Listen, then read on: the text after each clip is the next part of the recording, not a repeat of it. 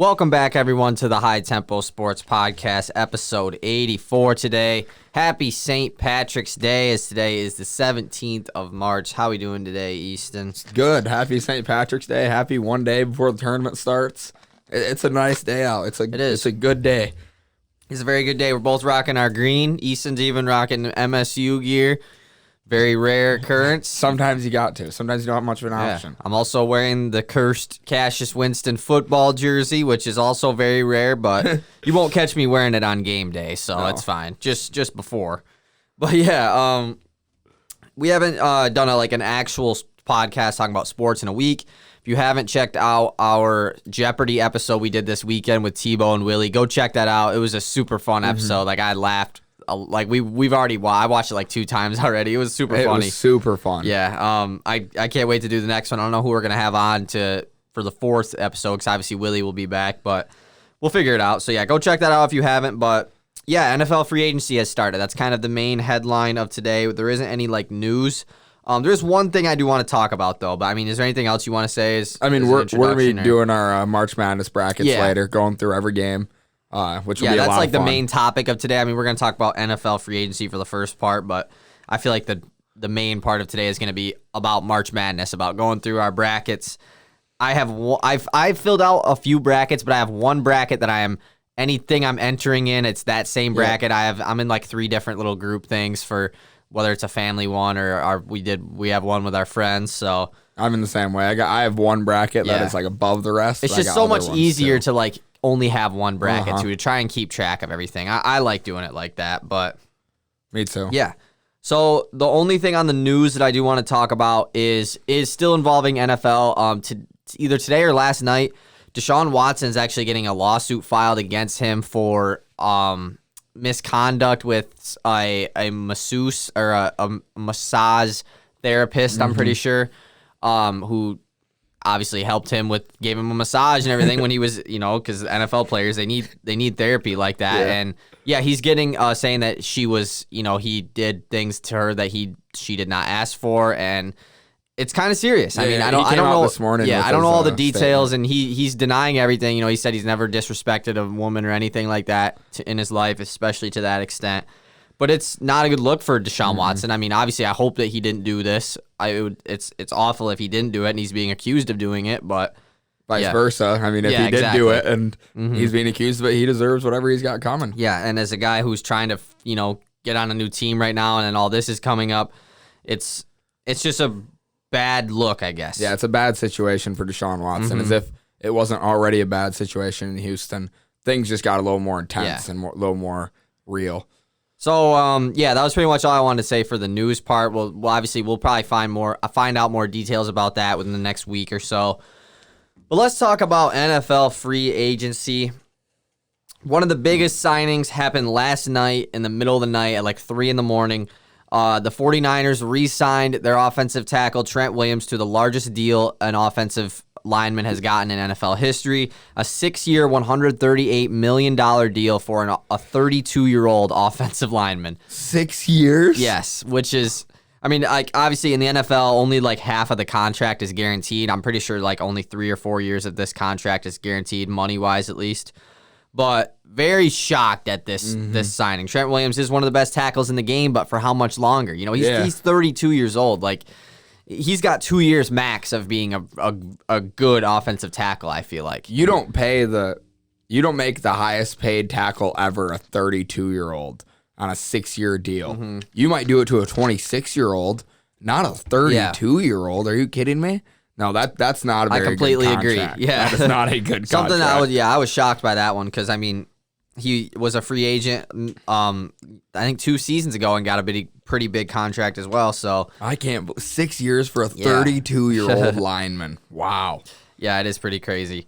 Next, the Tampa Bay Buccaneers are getting the band back together. They're pretty much bringing back their whole entire squad as they franchise tag Chris Godwin, which kind of made it seem like, all right, they're prioritizing offense over defense.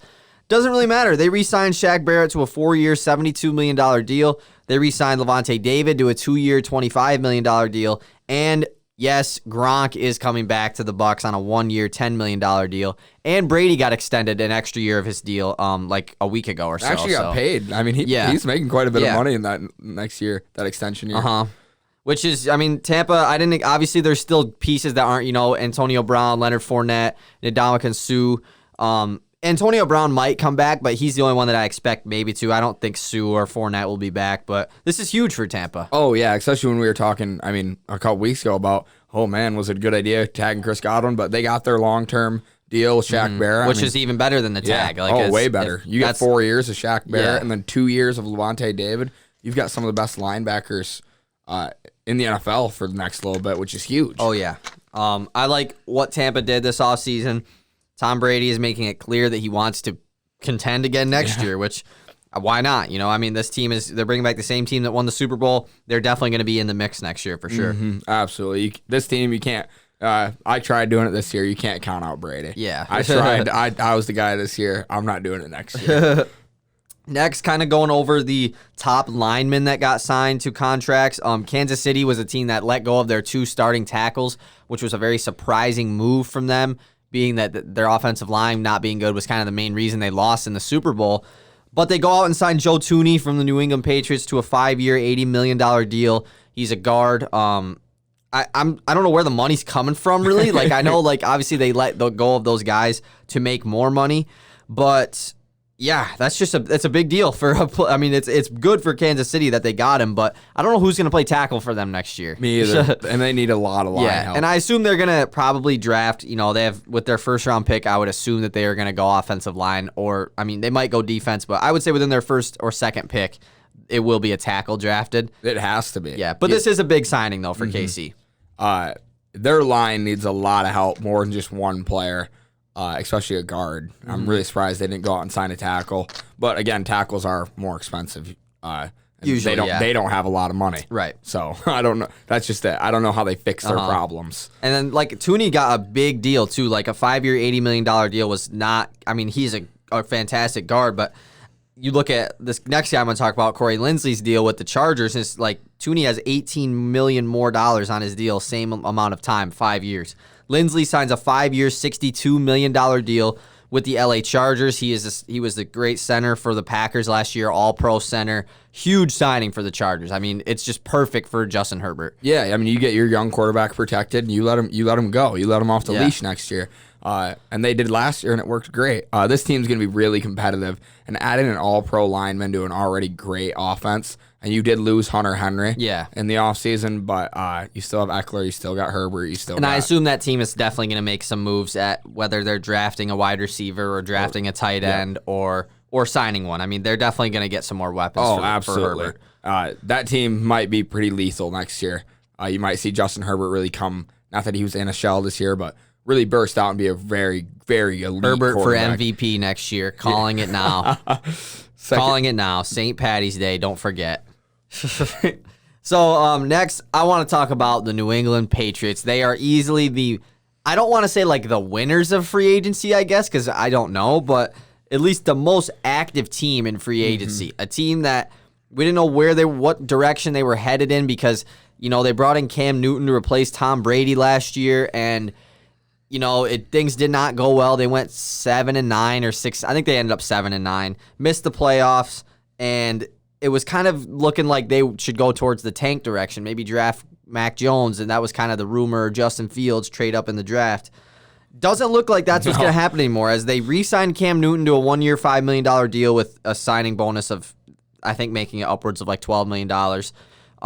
Which first I was surprised by that. I didn't think Cam Newton would be back in New England. It felt like he was already out. It felt like he was long gone, and it was who's next. Yeah. So for them to re-sign him out of nowhere really tells me that they don't have any other ideas of a quarterback. That, or they do have faith in Cam, and they realize that. Last year, that Patriots team last year had a lot of guys hurt, had a lot of guys opt out of the season. That Patriots team, when Brady's last year in New England was a number 1 defense in the NFL, wasn't really that, last year. So when they re-signed Cam at first, I was like, I wonder what, they're really going to have to get some weapons around him. And they did that. Yeah. They went out and spent big money First thing they did was sign Jonnu Smith to a 4-year, $50 million deal, which I was a fan of. I like Jonnu Smith. He's a younger tight end.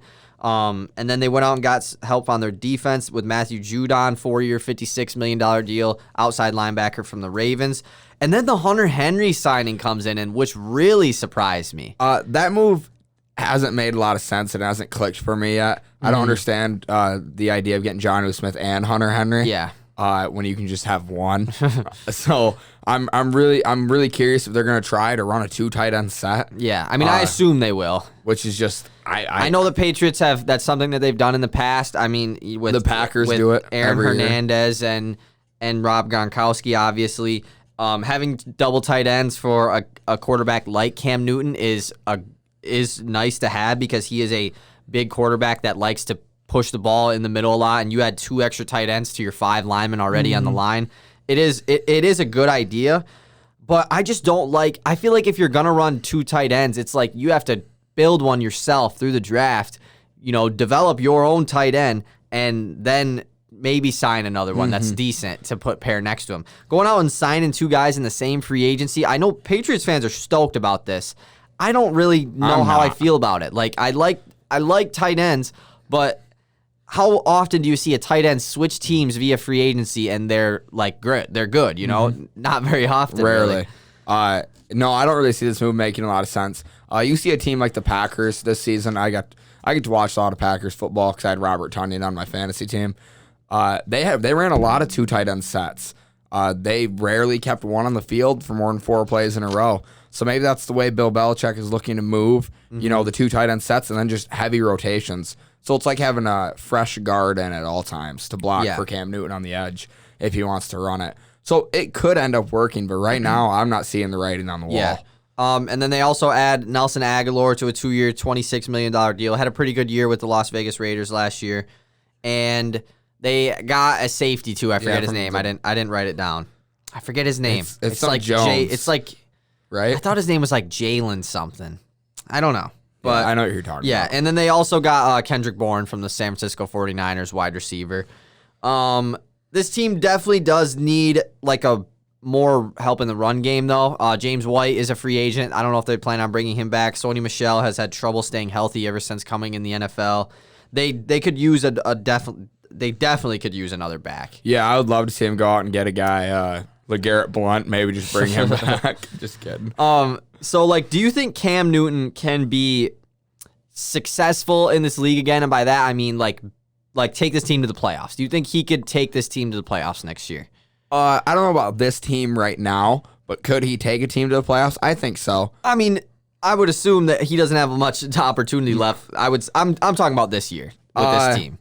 It really depends on how the defense performs and Cam Newton's turnover rate. Do I think he can? Yeah. Do I think it's probable? No. Do I think it could happen? Absolutely. I'm going to go out and say that they'd miss the playoffs this year. Yeah. But they're going to be competing. They're going to be right there competing for that spot. They definitely... I think if New England misses the playoffs this year, it is a disappointment of a year. It's just a disappointment of a year. They didn't do as good as they were supposed to because, like I said, they went 7-9 last year with a really just like poor team. They really weren't the best team. Cam Newton had no weapons around him. And then they go out and add him a lot of weapons and add help defensively. So but they should make up the playoffs. It feels like this whole rebuild has been rushed. The rebuild after Tom Brady has left. It feels like they've just scrambled. Oh man, he's a pretty good player. Let's bring him in. Which it doesn't really work. When you can't really scramble like that. So I'm not sure it will work, but he could take him to the playoffs. I could so see Leonard Fournette signing with the Patriots. I definitely could see that happening. I don't know why I just randomly thought of that, but that's a pretty good idea in all honesty. And obviously he's not going to be a stud running back or anything, but he would just be a nice guy to have with Sony Michel. But yeah, the Patriots are entering a season, like I said, that they are putting themselves under a lot of pressure, I guess, is to be good. Will they? I don't know. It all starts with Cam Newton, whether he can obviously not return to MVP level, but at least just be a top 15 quarterback in the NFL. If you miss the playoffs this you probably look back on this free agency and think, man, that was a bad free agency. Yeah, like now we're stuck with these contracts. And, 2 tight ends yeah. on bigger deals. Like I like Hunter Henry and Jonnu Smith, but just I don't like paying them a combined almost $90 million over the next 4 years. It's just wrong. You just don't do that, it feels like. So let's talk about quarterbacks getting signed in free agency. Jameis Winston goes back to New Orleans Saints, kind of what we expected on a 1-year, $12 million deal. Ryan Fitzpatrick goes to the Washington football team to probably be the starter there. I mean, unless they make some sort of crazy trade in the draft. I like the Ryan Fitzpatrick move going to Washington. And then lastly, which was like 2 days ago, Andy Dalton signs a 1-year, $10 million deal with the Chicago Bears. I first want to talk about Andy Dalton because it's kind of the main one. The Bears came out that they aggressively pursued Russell Wilson from the Seattle Seahawks, but Seattle said they had no plan of trading Russell Wilson unless they got a good starting quarterback in return. Obviously, the Bears don't have that. Yeah. So that doesn't exist in Chicago. So Chicago really just strikes out again. I mean, like a team that was coming into this free agency had a lot of they were the main team that was supposed to be going after Carson Wentz. They were in Deshaun Watson talks the whole time. They were in Stafford talks. They were kind of in Stafford talks. I don't think that we would have ever traded Stafford to them, and then obviously Russell Wilson now. They were the main team that was going after Russell Wilson. And they end up getting Andy Dalton. It's just like I think it's hilarious, obviously. Because I don't like the Bears at all, but I just think it's funny. This is so bad because you franchise tag Allen Robinson, expecting to get a new quarterback who's going to come in and be good, and Allen Robinson's probably sitting there pissed off. Probably. You got Andy Dalton as a new quarterback who probably won't even start over Mitch Trubisky. The Bears have a serious quarterback problem, and they've tried fixing it. And nobody wants to help them fix it, I guess. I mean, they literally said Khalil Mack was on the table, like on the trade talks. Yeah. And they still can't get Russell Wilson. Andy Dalton he's not like a horrible quarterback. He definitely is better than Foles and Trubisky. Like I would say that. Yeah, he'll probably be the starter next year. Trubisky still has yet to sign anywhere. I'm not sure if he's going to be coming back to Chicago or not, but yeah, I think it's funny that Andy Dalton is now the starter for the Bears. I can't wait to play the Bears next year. Yeah, I think but Andy Dalton, he might be decent, you never know, but this is just I love to see it. I love to see it. You love to see the. But what do you think about the Saints? I mean, they re-signed Jameis Winston. They also reconstructed Taysom Hill's deal to like a 4-year like large contract. Actually, I mean, obviously, it was kind of expected they were going to roll with these two, but now that they actually have, who do you think is kind of going to be the guy next year for them? I still really think Taysom Hill is going to be kind of the utility player, the weapon. I think Jameis Winston's going to play and start right off the bat. Jameis Winston looked good in a Saints jersey. He played well, and I think he was kind of preparing for this role because everybody knew that Drew Brees was getting ready to retire. So it's a perfect place for Jameis Winston to step right up. But, again, if Jameis Winston's not performing, you got Taysom Hill on your bench. Yeah. Granted, he's not a true quarterback, but he'll still get it done back there. You can still work with him. Yeah, and they won games with him as a quarterback last year after Drew Brees went hurt. I do think Winston will start week 1, but like you said, I don't think Taysom Hill is just not going to play quarterback at all. Obviously, he'll be playing everywhere else, but I do think he definitely will take several snaps at quarterback every game. Yep, I agree. And then Fitzpatrick to the football team, like I said, I'm a fan of that move. I think Washington definitely can compete to win that division again next year. They signed William Jackson from the Bengals. And, yeah, I mean, they are a young team that's only getting better. So I think they definitely, having a guy like Fitzpatrick. But how much of an upgrade is he over Alex Smith, though? I mean, not much. Not really much at all, if any. No, is Alex Smith better? He might be. He might be. They're very, very similar. And but I do think Fitzmagic now has a lot to prove. Leaving the Dolphins, who kind of were all year were shaky about you. Like, are we going to start you? Are we going to start Tua? So now he's going to leave, and he hopefully lights a fire under his ass. I like Fitzmagic a lot. Yeah, I think everyone likes Fitzpatrick. He's a fan favorite for sure. It's the beard. Oh, everybody likes it. Talking about the Lions now, they did re-sign Romeo Okwara to a 3-year, $39 million deal. Very happy about that because it would suck to see Galladay and Okwara, two of our probably 3 best players, leaving for nothing. They also signed former Packers running back Jamal Williams to a 2-year deal yesterday, which I like. I like Jamal Williams. He's young. He's only 25 or 26 years old. Ran for over 500 yards last year, so as a backup to Aaron Jones. So he definitely can be a nice weapon. I don't know if Kerryon Johnson is going to be back or not. I really don't know. If not, Williams will be that guy. Hopefully Kerryon comes back, though, because I still have somewhat faith for him, I guess. And then, go ahead. Any news on Kenny G? Any news on where he's going? Yeah, I haven't. There's still a lot of top-tier wide receivers left. One quick thing before I do say that, though, the Lions also did trade for Michael Brockers from the Rams today, interior defensive lineman. Funny because he was the guy who made the quote that Matthew Stafford is a level above or a level up from Jared Goff after the trade happened, and now he gets traded to Detroit. So I don't know if there's going to be any beef between him and Jared Goff or not. The Rams front office and the Lions front office are getting real friendly all of a sudden. Oh, yeah. But yeah, let's talk about the wide receivers that are left. Kenny Golladay, Juju Smith-Schuster, Will Fuller, Curtis Samuel, Sammy Watkins, T.Y. Hilton is there. A.J. Green actually just signed a 1-year deal.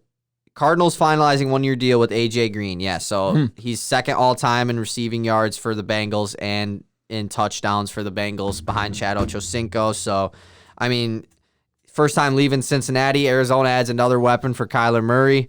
And that's not bad. The two of the, bigger named wide receivers off the board. Corey Davis went to the Jets. Yep. But I am really surprised that all these wide receivers are still here. If I'm any NFL team, I want a lot of these guys other than Juju. Yeah. We look at teams that really haven't made any big moves yet that still need wide receivers, like the Baltimore Ravens. They're a team that I definitely thought was going to get one. The Green Bay Packers is a team that we really expected to go try to get a top second option at wide receiver to go next to Devontae Adams. Curtis Samuel, I really hope the Lions sign him. They've been a team that has reportedly been super interested in him. And yeah, Aaron Jones gets re-signed by the Green Bay Packers, something that I was very surprised by. Mm-hmm. Yeah, let's actually talk about that for a minute because they wasted their first and second round picks last year on quarterback, running back, now to both be backups for several years now. Yeah. Obviously, they got Jamal Williams is gone, so A.J. Dillon will definitely get more touches next year. But I don't know. At that point, it's just like, why didn't you just tag Aaron Jones? You know, if you just give him one more year for A.J. Dillon to back him up, and then you let Aaron Jones walk. Do they like Aaron Jones that much? Or just don't draft a quarterback and running back. Yeah, that too. That too. Just draft a different position. The quarterback pick is still awful. Yeah. You had Aaron Rodgers. There's no reason ever to draft a quarterback. But now this A.J. Dillon one is not looking like the right move at all. They're shooting themselves in the foot. Mm-hmm. If you're going to draft somebody, you got to draft him and expecting him to play soon. And it's soon. I agree. And especially at QB. Yeah. If you're going to draft a quarterback in the first round, he's got to be starting within a year. Yeah. After you can sit him for a whole year, that second year he needs to play, and that would be this upcoming year. So, and he's not starting over Aaron Rodgers. This Aaron Jones re-signing doesn't make a lot of sense to me. It just feels like the Packers are just shooting themselves in the foot, just not making the right decisions. Once again, you'd love to see it. I'm okay with that. Keep going, Packers. Yeah, and then lastly, just for a little free agency update, a couple at top edge rushers in this free agency class. Carl Lawson joins Corey Davis going to the Jets, and the Bengals replaced Carl Lawson with Trey Hendrickson from the New Orleans Saints. Had a breakout year last year. I'm pretty sure he was top 5 in the NFL in sacks. So, yeah, that's pretty much it. An update on the running backs that are left in free agency. Chris Carson, James Conner, Kenyon Drake, Leonard Fournette, Marlon Mack, all left out there. I do think the Seahawks will re-sign Chris Carson, but other than that, I could see brand new teams for all other 4 guys. So. I'm hopeful that the Seahawks re-sign Chris Carson. I like him in a Seahawks jersey. Mm-hmm. And I just think that the Seahawks would be in trouble losing him. Yeah, I think it'd be silly to lose him. So are we good to move on? So before we get into the bracket, I do want to talk about one NBA topic. The Detroit Pistons trade for Hamidou Diallo from the OKC Thunder. We have yet to talk about this on our podcast. We trade for Diallo from the Thunder, giving away Svi Mikhailuk and a 2023, or no, actually, I think it's a 2027 second round pick. Yeah. It's 6 years down. Sixth grader. Yeah. The player's a sixth grader right now. But Svi Mikhailuk was the longest active tenured Pistons player before that. Now it is Sekou, who was our first-round pick last year, who's also probably still one of the youngest guys on our team because he was the youngest guy in that draft class. So, which is really crazy. Troy Weaver has really shown that he is trusting the process, I guess. Like, he is really going full rebuild mode, and I love it. Diallo's a guy who obviously he trusts, or at least he thinks he can be a piece to this Pistons team going forward, as Weaver worked for the Thunder for the last few years before joining the Pistons. So he obviously sees something in Diallo for the future. He is a restricted free agent, so he's kind of just getting like a 20-25 game tryout pretty much to say, all right, we'll pay you, a pretty decent contract if you can ball out for us in these games, which I expect us to re-sign Diallo if the plan was to trade for him. It's amazing how Troy Weaver he's came to the Pistons and made me a huge Pistons fan. He's been doing what we've all been asking for years to do. Yeah. And he's now doing it. And it's going to be awesome to see a top draft prospect in a Pistons jersey. Whoever it is. When was the last time we saw one? Drummond? As far as not even Drummond. Drummond was like the 7th pick or in their 8th pick in the draft. We're having a top draft pick. Pistons haven't had a top 3 pick in a while. I couldn't think of the last time. Is it Darko? It might be Darko. My word. And let's say we go out and we get the 5th pick this year. You're right. Crazy. We're sad about it. I guarantee Troy Weaver's tanking next year. We will probably have another top 5 pick. We'll get Chet Holmgren in 2 years. I am so excited for this future of this Pistons team. I wish I could advance through time just to see what it's going to end up as. Because it's just just imagine if we pull out. I know this team never ended up winning a championship, right? But you look at the OKC Thunder. In 3 straight years, all top 5 picks, they drafted Kevin Durant, Russell Westbrook, and James Harden. Let's do it. Why can't we just do that? Yeah. Actually. I'm being serious. Why couldn't we do that? Why couldn't we draft a super... The Pistons have never had an MVP in their franchise, ever. Imagine, or even a first-team All-NBA player. It's been so long since they've had a really... one of the best players in the NBA. That would be... It would just be so awesome to draft a guy that eventually becomes that. Yeah, I want a guy. I want to draft the next Piston. The next Isaiah Thomas, the next Ben Wallace, or Chauncey, Joe Dumars. I want to draft that guy this year or next year, or both. Let's just go out and do it. Like you said, why can't we do it 3 years in a row? Exactly. Obviously, I'm not gonna get my hopes up and say we have to do it 3 years in a row, but let's just hit on one of these picks. Let's draft the right player for once in the last 10 years. A player that's going to work. And a guy who I trust to do that is Troy Weaver. I really, like I said, it's with the Pistons and the Lions. I'm really just trusting Troy Weaver and Brad Holmes because I have nothing else to do. What am I going to do? Criticize all their moves? At least they're trying. They're trying. Yeah, exactly. Yeah. They're trying to rebuild, which is something that the Pistons and the Lions have not done since I've been a fan of them, which I'm fine with. As a Pistons fan, we've been an 8 to 12 seed or 8 to 10 or 12 seed. My entire life. Yeah. We've never been any lower or any higher. They've just been an average team. Just Same an average with the Lions as well. Being an average team in the NBA and NFL is not fun. No. You don't win enough to have fun. I would rather suck. Me too. Because right now, watching the Pistons this year, they may be 10-27 or whatever, but they're fun. I like watching them because we have a lot of young players that are trying to prove themselves. But I will say it is sad to see Svi Mikhailuk go. Because he's probably my 3rd favorite player. He was one of my favorite players. Yeah, just because he was a great shooter. That's one thing about this move that I don't really know. But obviously the Pistons are going to be losing games anyway, so it doesn't matter. But if we can this team doesn't have a lot of shooters now, especially now that Svi's gone. Wayne Ellington. Other than Wayne Ellington, who else can really knock down the because three? Imagine our bench rotation coming in, right? Yep. You have Dennis Smith Jr., Josh Jackson, Hamidou Diallo, Sekou Doumbouya, and Isaiah Stewart. No one can shoot. Josh Jackson will shoot. Oh, Sadiq Bey can shoot. Yeah, but I was just saying he's a starter though. Yeah, you're right. There's only 4 shooters or 3 shooters on the whole roster. I would say Wayne Ellington's our only pretty good 3-point shooter. Jeremy Grant, he will shoot, and he's not he shoots over 30% from 3, but still, elite he's not shooters. just a shooter. He's not a guy who is probably going to make a wide open shot. So I don't know. Diallo's only shooting like 28% from three or something this year. Wow. So. But I am excited. I am excited. But he's also he's an MIP candidate. I mean, he really is. He's jumped up from 6 points per game to like almost 12 points per game this year, up to like 2 or 3 assists a game, and has really been the leader of the OKC's bench unit. He just didn't really have a future in OKC because they already have their backcourt figured, or their wings of the future planned out with Shea and Lu Dort. So, and this is a guy I can definitely like as a Pistons fan. I think everybody should be excited for Hamidou Diallo. Yeah. Everybody can be a fan of this guy. He's a Showtime player. He dunks. He's driving to the paint, fancy finishes. He's quick. This guy could be eventually a fan favorite for the Pistons. Yeah, and obviously I'm not saying he's going to be an all-star or anything, but just a nice role player, whether it's a starter or coming off the bench. I'm excited for I think he'll be Hami's future. A fun player as well, which is, again, there's nothing better than just watching the Pistons and having fun watching them. I don't know when he's going to have his debut. He has missed the last few games. I think like a hamstring injury or something, but they just want to make sure he's 100% before he starts playing.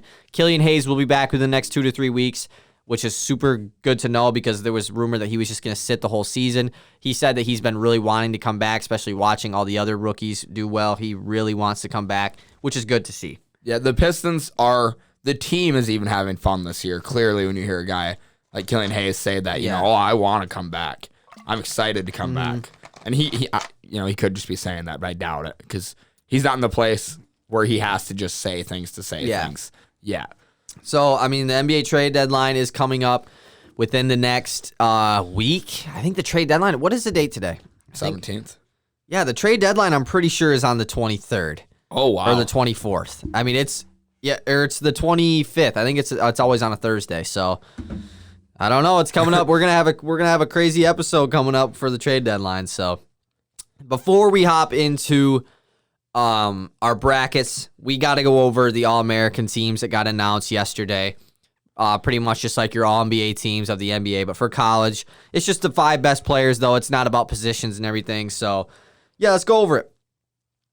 All-American first team is Luka Garza, Ayo Dosunmu, Cade Cunningham, Corey Kispert, and Jared Butler. Any immediate snubs you can think of off first team? No. Yeah, me either. I think they nailed it right on the nailed it on the head with the hammer. Something like that. Something like that. Nailed the hammer on the head. I don't know.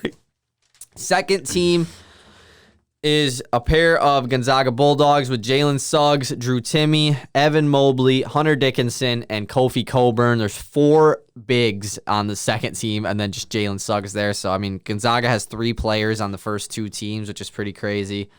Dickinson makes it. First time a Michigan player has made an All-American team since 2014, which is nice for Hunter Dickinson as a freshman to do that, you know? Yeah, absolutely. Especially for a guy who's coming back next year. To make second team, that's huge. This also is the first time that Michigan State has not had a All-American player since like 2016 or 17. The last 3 years they've had one. So, and then third team is Davion Mitchell, Quentin Grimes from Houston, Herbert Jones from Alabama. He was the SEC Player of the Year and Defensive Player of the Year. Cameron Krutwig from Loyola Chicago actually made this third team, which really surprised me. I mean, not just because he's the center, right? He's their big, yeah. Like he's very, very good. I just didn't think that he would get the recognition at least from that committee. But shout out to them. And then Chris Duarte from Oregon, their great wing player, scorer. He makes the third team as well. So, are we ready? Yeah, and to hop into our brackets. This will be a long process as we discuss these games and why we picked whatever. Maybe though, because some of them I just picked them just to pick them. Just to pick them. Why not? You know. Let me. But the games we want to talk about, we will talk about. So, I will say I am a guy who picks a lot of upsets. I always have been because you got to try to pick some of the right upsets. You really do. Do I have a lot of faith in my bracket happening? No, but I picked my bracket so that it's set up to, if something like this happens, I could win my thing, you know? So that's how I did it. I do my bracket as in, 1, who do I want to root for? I take into account. Yeah. 2, I don't really take the bracket thing that serious because you're only going to be disappointed. Oh, I take it so serious. Actually?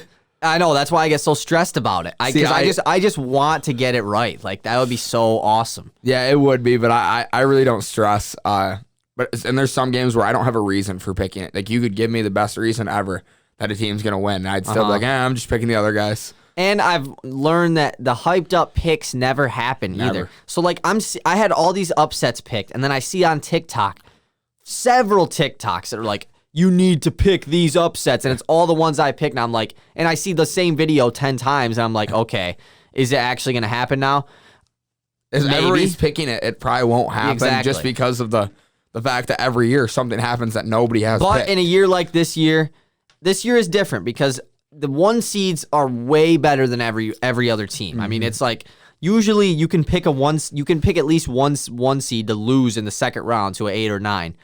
This year, it's like it's so risky too because all the 1 seeds are just levels above every other team, like way better. And then obviously with COVID this year, a lot of teams are entering the tournament either on a cold streak because of COVID, or they're on a lot of teams are entering the tournament on a hot streak, you know, where they got an advantage to a team in their conference, had to deal with COVID, and they end up winning their tournament, you know. So like there's a lot of factors taken into it this year. So we ready to hop into it. Yeah, what division are we starting off west? in the West? Yeah, we'll go west to east, and then, you know, we'll just go the left side and the right side. So starting off, do we want to do like the whole quad, or do we want to do like the whole first round of the entire bracket, or do you just want to do Probably the whole the quad, West? Yeah, so that's we what can I was focus thinking. on a quad, That's what I was thinking. So, first game is the number 1 team in the nation, Gonzaga, taking on either Norfolk State or Appalachian State. We will know that tomorrow. All the 4 playing games are tomorrow, Thursday. But I got the Zags winning. Don't matter who they're playing. I could care less which team they wins. lost, then that's, you know, I'll quit doing this podcast. Next, we have 8-9s are super tough. So they're hardest. very difficult. But we have Oklahoma going up against Missouri. Who you got? I just picked Oklahoma. I don't know much about either one of these teams. I've watched a decent amount of Oklahoma this year. Missouri is a team that I've not watched one time this year. I don't know much. I also picked Oklahoma. They have Austin Reeves. He was all Big 12 first team. They're in the second toughest conference in the country. I picked Oklahoma. Next, we have 5-seeded Creighton taking on 12-seeded UCSB, which is University of California, Santa Barbara. What do you Creighton. got? I took UCSB in this one. This is my first big upset. I mean, the 5-12 upsets happen every year. Every year, there's always at least one 12. The last time it's had not happened is a super long time ago. Last time we had a tournament, 3 12. It's more likely for 2 12 seeds to win it's more likely for 3 12 seeds to win than it is for 0 12 seeds to win. Really? It's just as likely, I mean. That's crazy. Which is really crazy. I took UCSB here. Apparently they're on a roll coming into the tournament. Creighton is a team that just lost to 40 against Georgetown in their conference tournament game. They're having issues going on in their locker room with their coach and everything, so I went with UCSB. Next, we have 4-seeded Virginia taking on 13-seeded Ohio. I have seen an incredible amount about Ohio. Yes. What a weird school, and it's all about that point guard. It's all about Jason Preston, yeah. A kid who, what was it, didn't play high school basketball or something weird. He did. He was but he averaged 2 points a game. He was a bench warmer, and then he just exploded. He just went to an AAU tournament with his friend that was good at basketball and just became good. Yeah. So had 0 D1 offer or 0 offers at all to play basketball. Yeah, somebody just saw him at the tournament. Yeah. It's oh, you look pretty good. Yeah, he was. Yeah, so super cool story. I am 100% taking Ohio, and I know everybody else is too. Yeah, I'm rooting for this kid. I'm taking Ohio as well. I mean, Virginia is, like I said, one of them teams with the COVID issues. They had to drop. They had to take themselves out of their conference tournament because of COVID. It was questioned whether they were even going to be in the tournament, and they haven't practiced either. They're probably practicing now, but they had a week off of no play or practice. Taking a team that has nothing to lose, I'm going with Ohio as well. And Virginia doesn't. They play in a bad conference. I mean, this year bad, I should say. So next we have 6-seeded USC taking on either Wichita State or Drake. Drake was a team that was undefeated for most of the year. Wichita State is pretty solid this year. I originally went with the upset, but 2 days ago I switched it, and I have USC winning this. Was Drake the team that everybody was saying was sports betting? They were the best team to sports bet on or something? I'm not sure. I think there was something this year that happened with them. but I'm a huge fan of USC. You'll see I've got them going really far. I'm 1,000% rooting for USC right now. So I've got USC winning this game. I have USC. Next, we have 3-seeded Kansas taking on 14-seeded Eastern Washington. Don't know a single thing about Eastern Washington. Can't take them. Going with Kansas here. With Kansas. Might as well. I mean, if they lose, that's one of them where it's just like, all right, I feel like not enough people are going to pick that to where it matters, you know? Next, Agreed. we have 7-seeded Oregon taking on 10-seeded VCU. Oregon. I picked Oregon in this game over VCU. They've got the third team All-American. I don't know anything about VCU. I know a little bit about Oregon. Yeah, I'd take Oregon as well. Kind of same reason as you. I don't know much about VCU this year. I think Oregon has played against better competition. Do I expect Oregon to win? Like, if they get upset, is it a big deal? Not really. That's kind of just one of them games. The 7-10s are really tough, too. Super tough to pick. Whoever wins the game most time isn't going to win the second game. You know what I mean? They'll get out of that first round. Most of the time, yeah. And then last, we have 2-seeded Iowa taking on 15-seeded Grand Canyon. Going with Iowa, but I've been seeing a lot about, like, because I was thinking about maybe taking a 15-seed upset of 2, like, just saying fuck it. But, like, apparently Grand Canyon is, like, really good, offensively. I've seen it on TikTok, and all I'm seeing now is... And that's good with Iowa, because Iowa's great sucks. offensively, too. So, like, it's going to be a high-scoring game. Like, it would be crazy, but I can't do it. No, and Iowa might suck at defense. But they don't suck that bad to lose to a non-major. And Power Iowa 5 actually conference. played pretty good defense in their in the Big Ten tournament. So I'm taking Iowa. Taking Iowa. Moving on to the round of 32 in the West. So we both have Gonzaga, Oklahoma, right? Yep. I'm taking Gonzaga. Taking Gonzaga. Don't really have much else to say. I have Creighton, Ohio in this next game. And I have UCSB, Ohio. I've got Ohio winning the game. I got Ohio too, man. We got both going to the Sweet 16. Why not? Why not? So next we both have USC, Kansas, correct? Yep. I assume you have USC. I got USC. I didn't take USC because, like I said, I originally had an upset and like I wasn't about to take them to beat Kansas. So I do have Kansas winning. There's a lot of picks though in my bracket that I'm really just not confident about. I feel like you know what I'm talking about? Oh, absolutely. Like where you pick a team to win, you're like, dude, they're so gonna get upset, but like you just have to take it because you have to. It's weird because USC is the team. Like they're this year they're my team. Like to be like one of the lower ranked teams who just shocks everybody. The Mobley brothers, they're very elite defensively in the paint. If you don't have a good big man, I really think you're going to struggle against this team. But again, they're a 6 seed. There's a reason they're a 6 seed. So you never know. But yeah, I'm not confident in USC going far, but I'm really hopeful. Yeah, and I just go with Kansas. I mean, they've had their ups and downs. They've been an inconsistent team this year, but at their highs, they beat undefeated Baylor. They're a team that can really lock up defensively. They have a guy in Marcus Garrett who is one of the better perimeter defenders in all of college basketball. They can shoot the ball very well from downtown when they're playing good, and they have a very good center in David McCormick. So that would be a really good matchup, McCormick versus Mobley, if this game happens. But I'm taking Kansas. Yep. We both got Oregon versus Iowa, right? Yep, and I take Iowa. I take Iowa. Yeah. So moving on to the Sweet 16 in the West, Gonzaga, Ohio. Got the Zags. Got the Zags. It would be so cool to see Jason Preston and Ohio knock off the Bulldogs, but they're not gonna. If the Zags lose before the Elite Eight, that would be crazy. It would be nuts to go undefeated during the regular season, lose before the Elite Eight. That's bad. That's a bad look. And then I have Kansas versus Iowa. Who do you? I got USC versus Iowa. And who are you going with? USC, baby. Really? I'm going with Mobley USC. Garza, man. That would be that's gonna be a matchup. But again, Iowa's not very good defensively. And you're looking at 2 very good big men in USC and very good defensive big men because Luka Garza can be slowed. He can't be stopped. Yes, I agree. And I'm taking Iowa over Kansas. I think Iowa's just one of these teams that is built for the tournament. They're a very deep team. They're a team that really relies a lot on offense, which, I mean, they score their points. I mean, they're really going to score points. Like I said, I think they're a team that's built for the tournament. To make a run in the tournament, I got Iowa beating Kansas. Now in the Elite Eight, so you have Gonzaga versus USC. Yes, sir. You taking USC to beat Gonzaga? I'm taking USC to beat Gonzaga. Wow. I think USC will be the team. USC will be the team to knock off Gonzaga. If it's not USC, I don't know who is. Well, USC. I could tell you who it is. Iowa.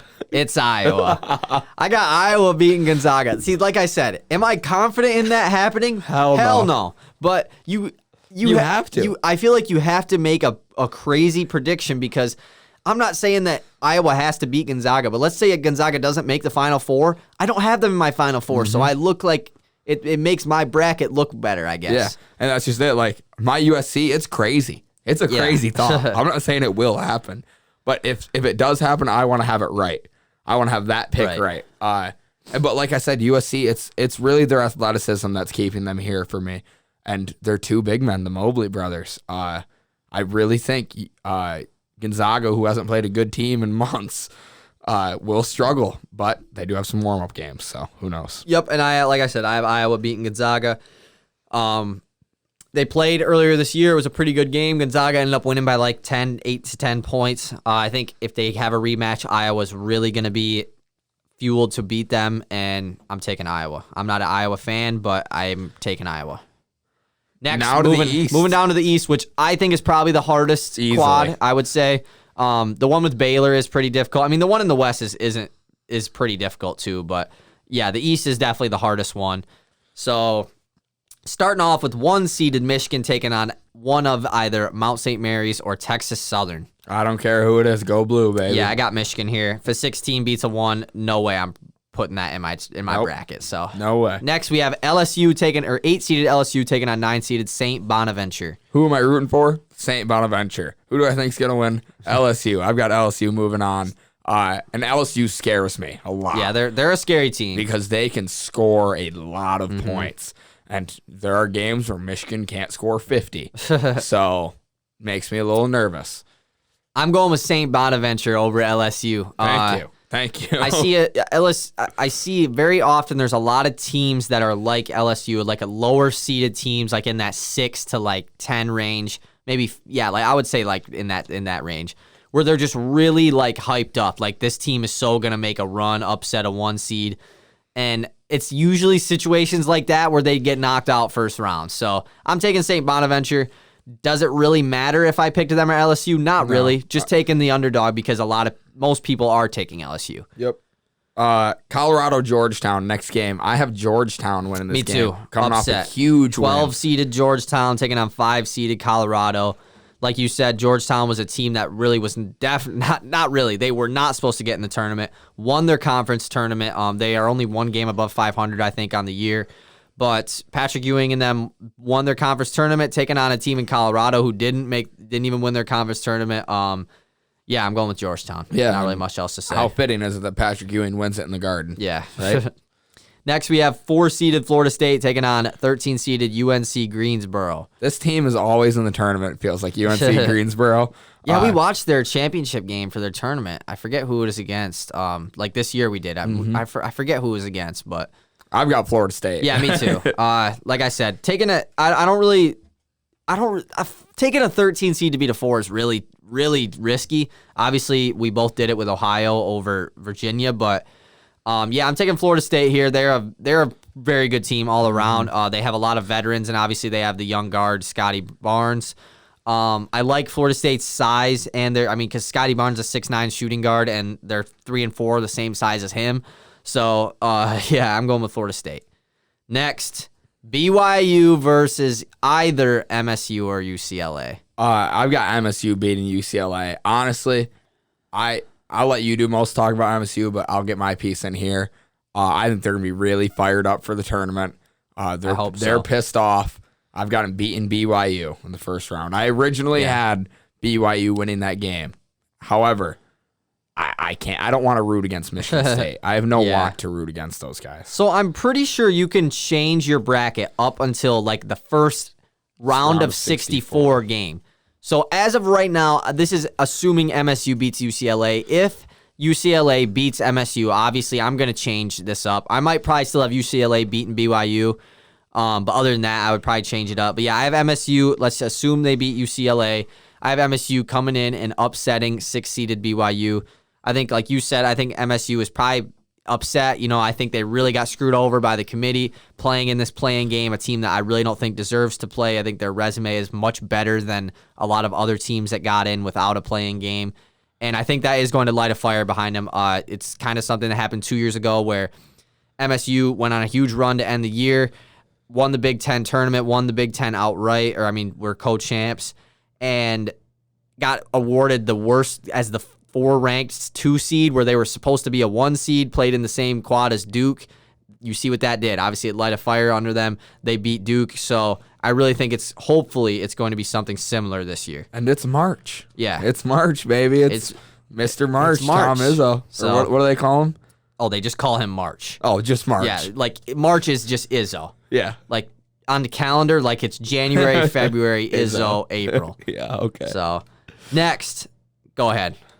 We have Texas versus, I don't know who this team is, something Christian. 3-seeded Texas versus Abilene Christian, 14 seed. I'm taking Texas here. Taking Texas. Next, this is a really, really tough 7-10 matchup.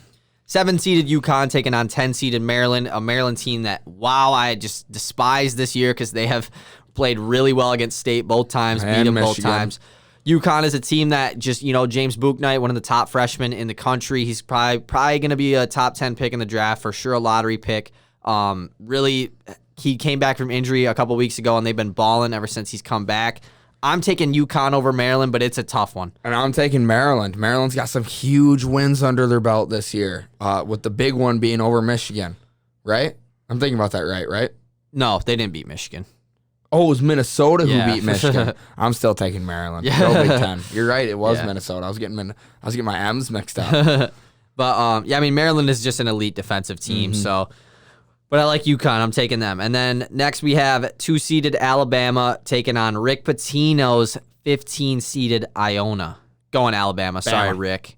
It'd be cool if they won though, but I'm not going to pick it. Roll Tide. Like I said, I could think that I could not have faith in Bama and think, man, I could so see them getting upsetted. But it's so much less of a risk for me to just take Alabama than to commit to the upset. Committing to picking an upset is tough. Crazy. Because then you have to commit to, okay, do I have them winning another game after that?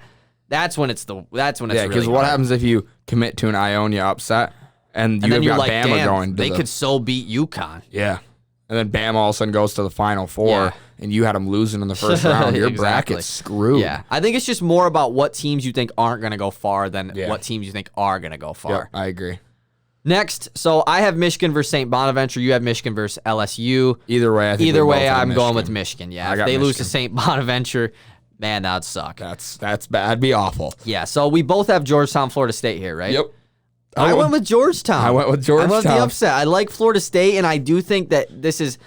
I kind of made my bracket like this because I think it is a benefit for Michigan. I think if Florida State takes on Michigan in the Sweet 16, I'm not trying to be that guy. I think Florida State would beat Michigan, especially without Isaiah Livers. So I was kind of making my bracket to where Michigan can make it to the Elite Eight because I think Michigan could beat Georgetown for sure in the Sweet 16. But like I said, a Florida State-Michigan matchup, I would love to see it because I think it would be a great game, but I do think Florida State would win that one. And it'd be a tough game. I mean, you just want to, as a Michigan fan, you want to get the worst teams you can so that you can survive without Isaiah Livers for as long as you can. And hopefully Isaiah Livers is back by the Elite Eight because if he's not, we still have no clue whether he's coming back or not at all. I mean, I would, if I was a Michigan fan, I would kind of just put in stone in my head that he's not coming back, just so I don't have to get my hopes up that he is coming back. That's how I would view it. I've got my hopes up. See, I wouldn't be like that because I had my hopes up with Josh Langford like 3 years ago, and we obviously see how that he's coming ended, back in the Elite Eight. I'm telling you that. I mean, he might, but I just wouldn't get my hopes up. I know what you're saying. Next, I have MSU versus Texas. MSU, baby, go green. Really? You taking them over Texas? Yeah. Honestly, I'm not counting out Aaron Henry. he can carry this team far. He's that talented. He's that good. Yeah, I got MSU over Texas too. Which sucks because going into the tournament, I really was like, I have like a handful of teams where I was like, I'm gonna take this team to the Elite Eight probably, no matter what. Texas was one of them. And of course they have to run in the state in the round of 32. So it's like, all right, sorry, Texas. I like Texas team. If we do have to play Texas, I really don't know how we're going to match up against them because our teams are very different as far as they are very big heavy. We are very wing player heavy. But Texas is also a team that I could see getting randomly upset as well. So I'm going with MSU over Texas. It's a tough one. I'm taking them. This next one, I've got Bama, Maryland. You have Bama, UConn. Yes. And I've got Bama winning this game. Not really a reason, just I think Bama's elite.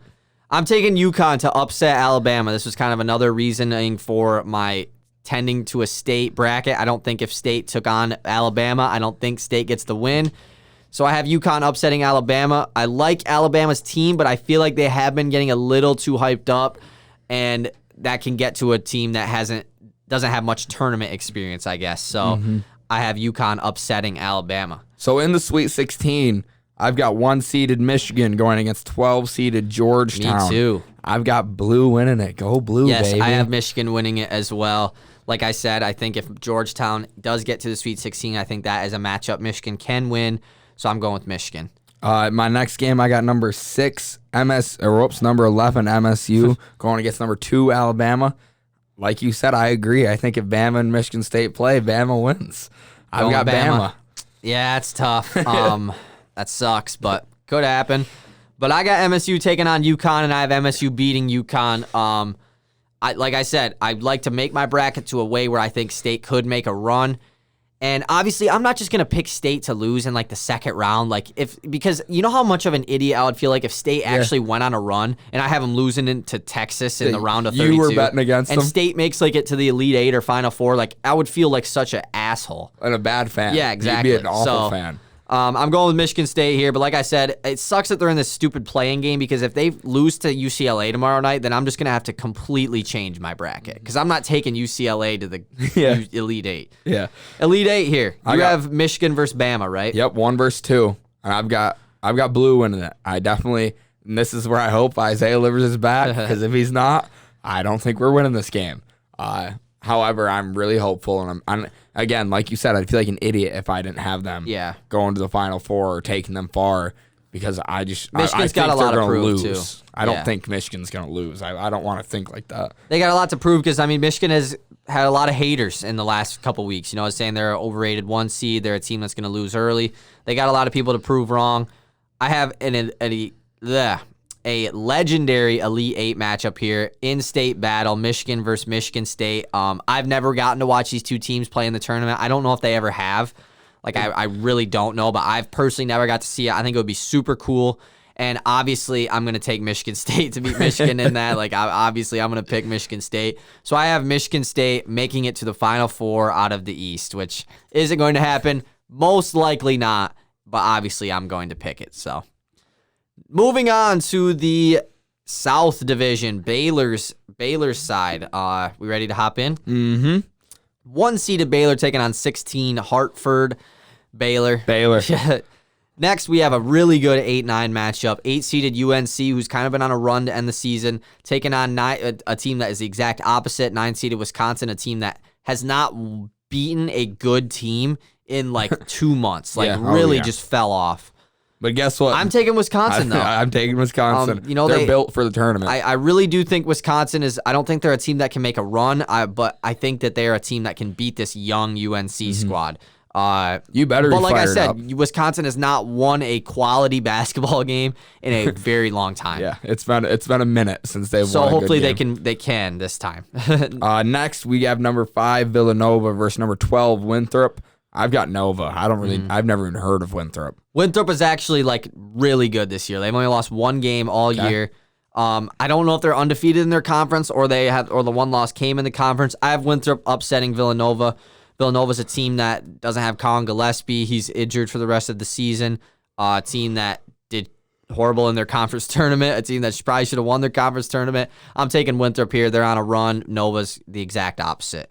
Next game, we have 6-seeded. Whoops. 4-seeded Purdue, 13-seeded North Texas. I'm going Big Ten. Yeah. Go Purdue. I'm going with Purdue as well. I'm not rooting for the Purdue. Yeah, I'm just taking Purdue. So they're a team that did good in the tournament the last few years. We'll see if it continues. Next, we have 6-seeded Texas Tech against 11-seeded Utah State. I just realized in this whole thing I'm going to tell you right now, in the South of this round of 64, I don't have an upset. I'm going with Arkansas here over Colgate. I went with you. Wait, You skipped. Texas Tech over Utah State. I took Utah State to upset Texas Tech. I think Texas Tech is one of the most overrated teams this year because of Mr. Mac McClung. I like Mac McClung, but he is a very a lot of people really like Mac McClung, and just because he's on Texas Tech doesn't mean that they're gonna go on some big run. In my opinion, Utah State is a very good defensive team. Ended the year very strong. I'm taking them, but I don't like Utah State because they're one of those 11 seeds that shouldn't have got in without a play-in game other than Michigan State. But I'll pick them to win. I think Mac McClung also has his fair share of doubters still. As much as he is loved, I think there's also. I think he's definitely loved more than he's hated. No, I agree. I'm just saying there's still that crowd. I'm not sold on Mac McClung. Why I say that is if anyone picks Texas Tech, their first initial reason is they have Mac McClung. Yeah. Oh, so they have a 6'1" guard. 6'1" so dude does every team who can't really shoot. Drives the hole. Trust me, I'm not a Mac McClung hater. I know I'm kind of sounding like I'm a Mac McClung hater, but I'm not. I do like Mac McClung. I like Terrence Shannon too for Texas Tech. But I'm just picking the upset. I obviously, like I said, I pick a lot of upsets. Okay, now you said Arkansas over Colgate. I already said Arkansas. So do I. Colgate. Colgate. I saw a TikTok that said Colgate's a toothpaste, not a basketball team. Taking Moses Moody in Arkansas.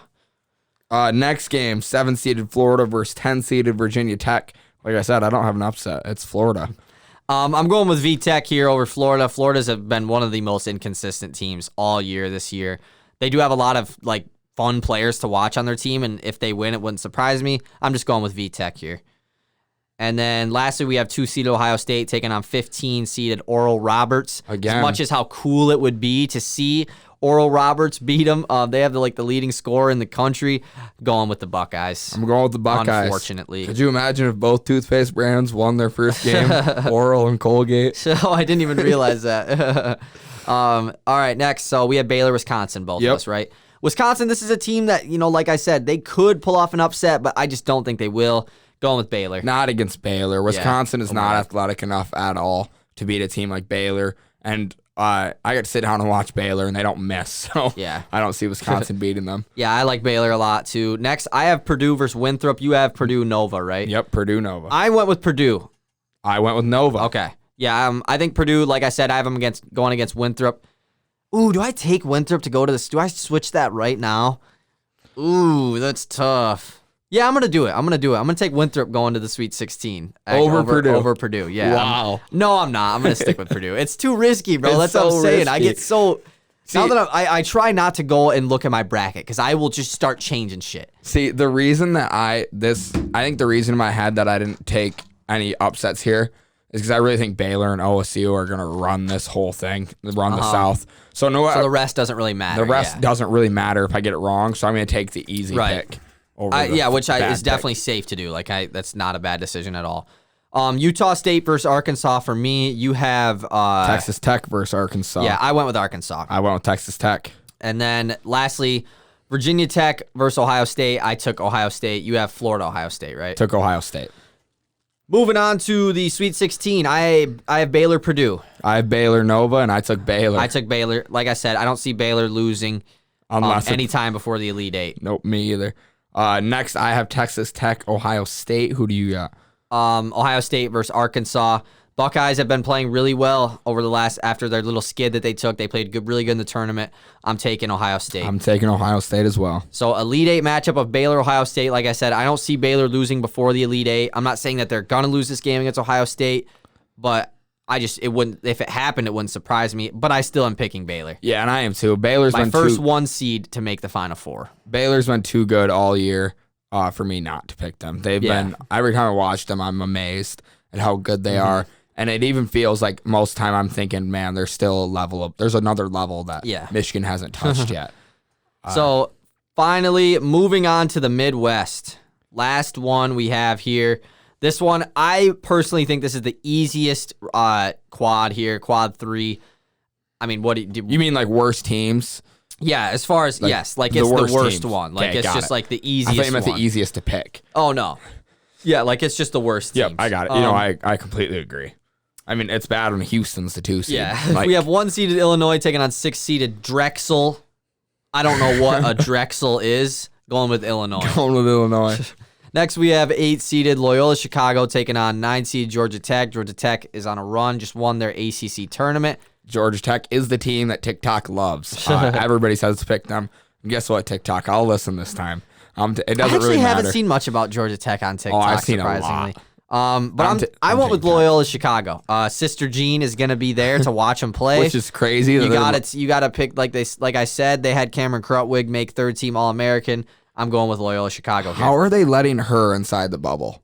I mean, everyone's going to be tested in there. I know, but she's like 105. Oh, I know. Yeah, exactly. Like she's over. Ancient. That's what I'm saying. You think she cares? Like, she's lived over 100 years. She's probably hoping. She probably does not care about COVID. No, probably doesn't care. 5-seeded Tennessee taking on 12-seeded Oregon State, another team that is on a run, winning their Pac-12 tournament. I went with Tennessee, though. Went with Tennessee. I don't know much about Oregon State. I know we watched their championship game, but I wasn't really paying much attention. About them. Tennessee is a team that has two outstanding young guards in Keon Johnson and Jaden Springer. They have been very inconsistent this year, and it is a team that I don't trust. I really don't trust them, but I have them winning one game, so it's I've whatever. got them winning one. Next, OK State taking on Liberty.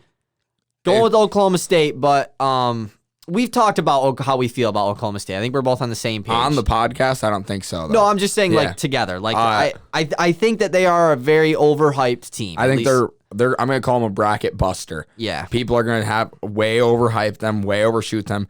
I'll tell you right now, I don't think they can beat Illinois. Yeah, there's no chance. But a lot of people are now saying that this kid named Cade is gonna come over. I mean, they're a team that has beaten Baylor twice now this year, right? And a Baylor team that beat Illinois very early in the year, but still, I understand why people are saying it.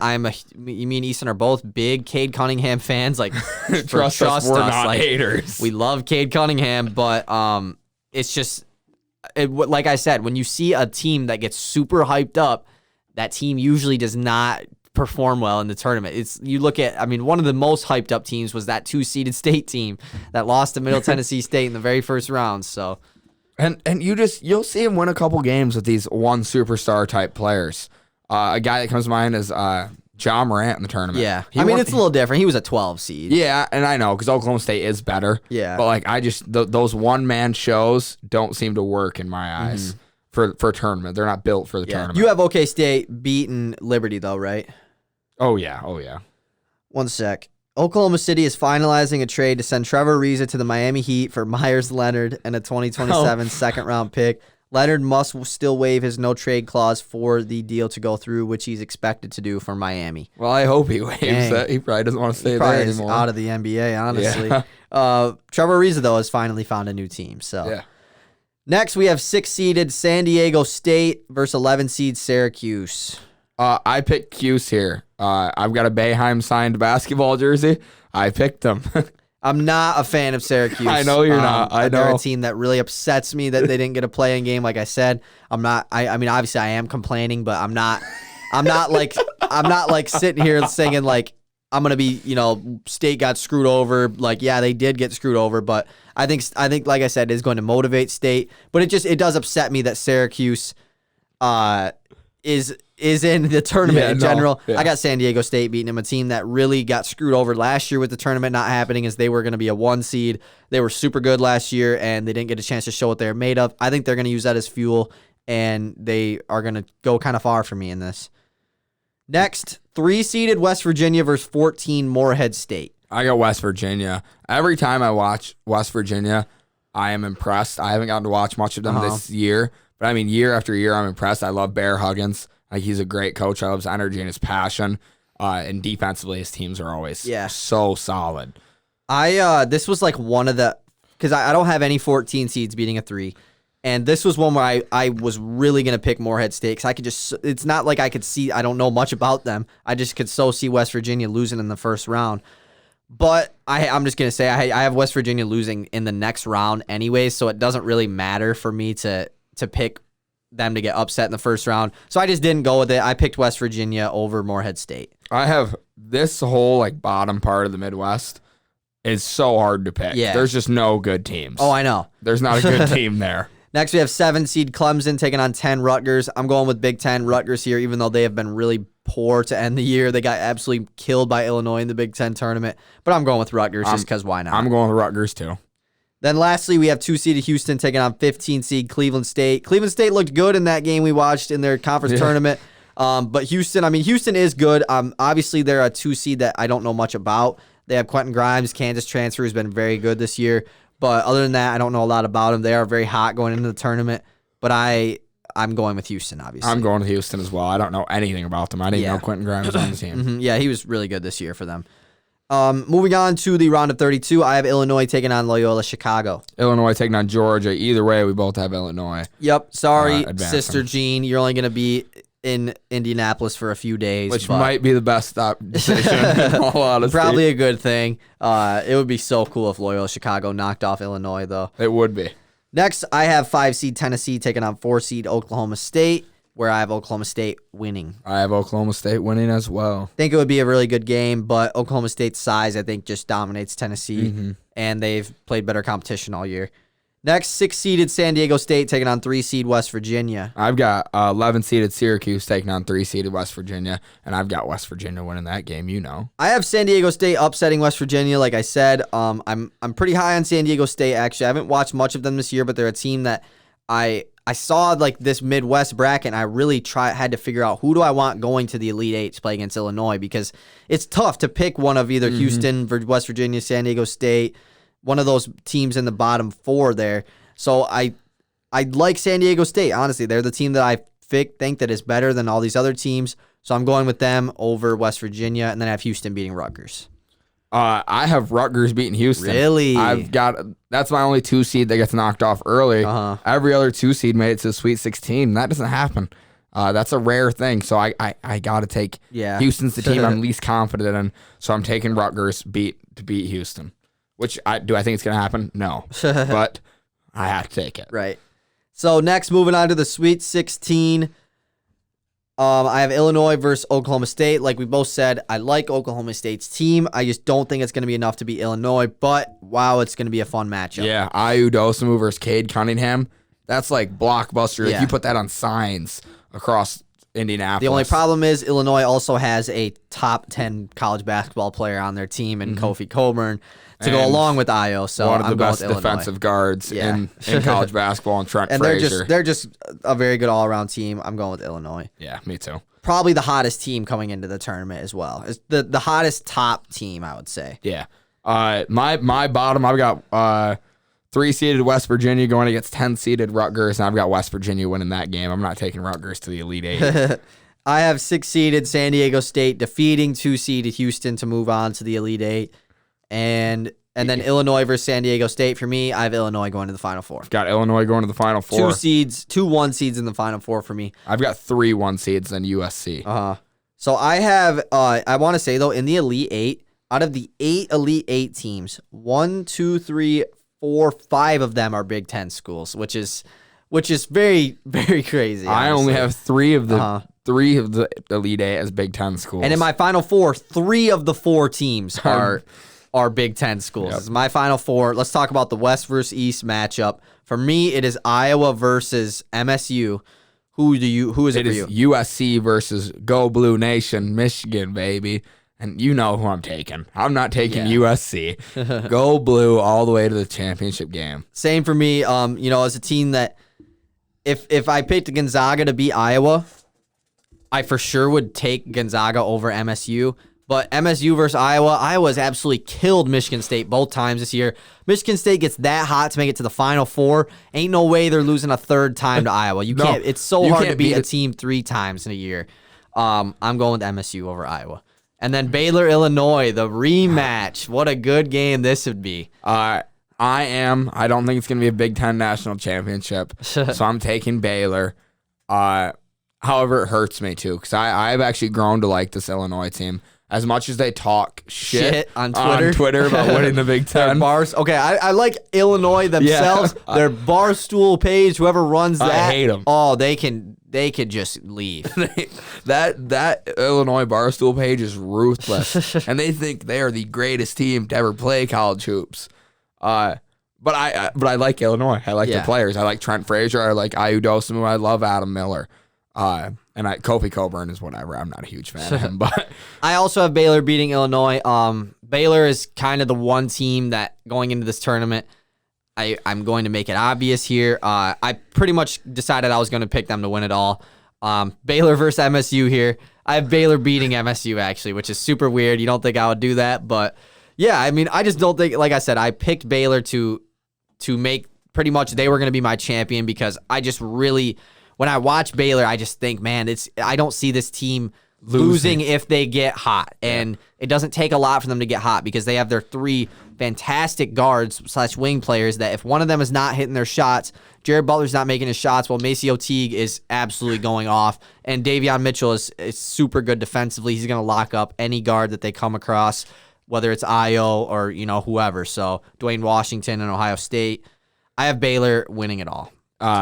I, however, being the Michigan fan that I am, I can't bet against them. I'm taking Michigan over Baylor. I've even got my final score prediction, 68-63. Mine was 67-56.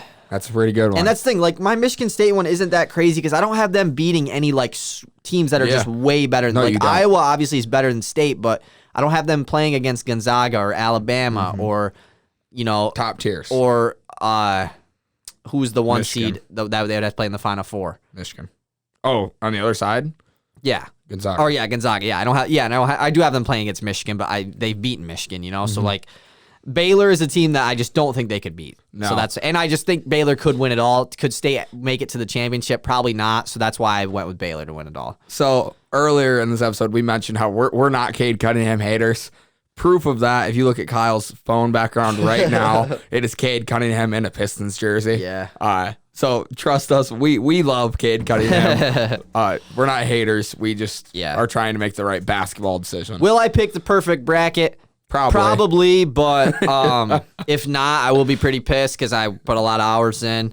But it's somebody else's fault if mine's wrong. It's not mine. Somebody went in and changed the injury game. or something. Yeah. But something happened. Longer episode. Thank you for listening. Check it out on YouTube, Spotify, Apple Podcasts, and make sure to watch your bracket or watch the bracket games. Yeah. Hopefully you win some money in your league. Yeah, absolutely. This is gonna be a lot of fun. I'm super excited for the end of March, man. Okay, peace. Bye.